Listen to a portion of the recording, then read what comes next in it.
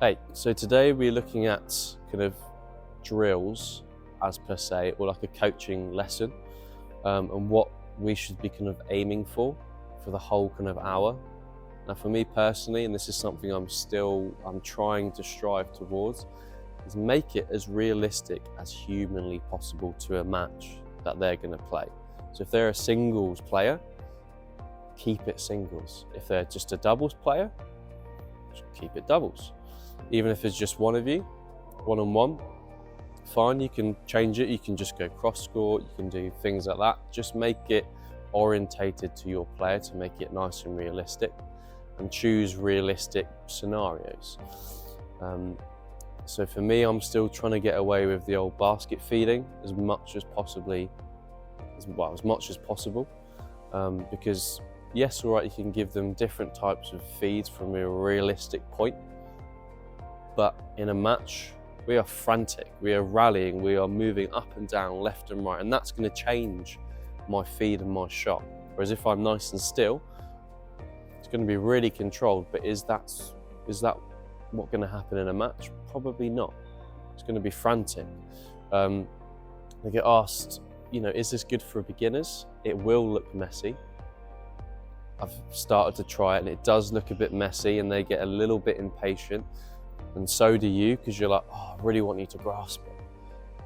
If I go straight back to the basket feeding, great, they'll get it again. I come back here and it will be reset and we'll have to do it all again. So now I'm telling myself, go straight to this, because this is what they're going to benefit more of, a rally rather than just me basket feed. Because they'll get used to that one shot, great.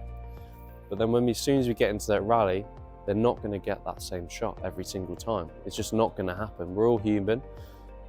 Even coaches, we're not going to get that same shot, especially off a rally, every single time. So if they're expecting that, they're going to be completely bamboozled. So I'm trying to myself to make it realistic as much as possible. So lots of points, lots more rallying, lots more different scenarios. For sure, you can make it harder or easier. For sure, you can put loads of boundaries in, you can add different things in, but try and make it as realistic as possible. And for me, that is starting to stray away from basket feeding and being just more rally and point focused, because that's ultimately what we're trying to do, is get them ready for when they step off our court session, they'll be off playing a match. If I basket feed for half an hour, one shot, great, they'll get it. But when they play a match, they might not even get that shot, and they're stuck, they're screwed, because they've been learning that same shot, and they'll come back to me and go, I didn't hit one. I've had that before. I didn't hit one of those we learned the other day.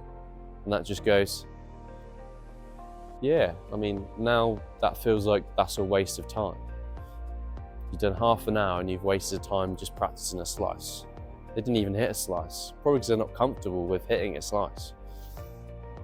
So you want to make your sessions as realistic as possible.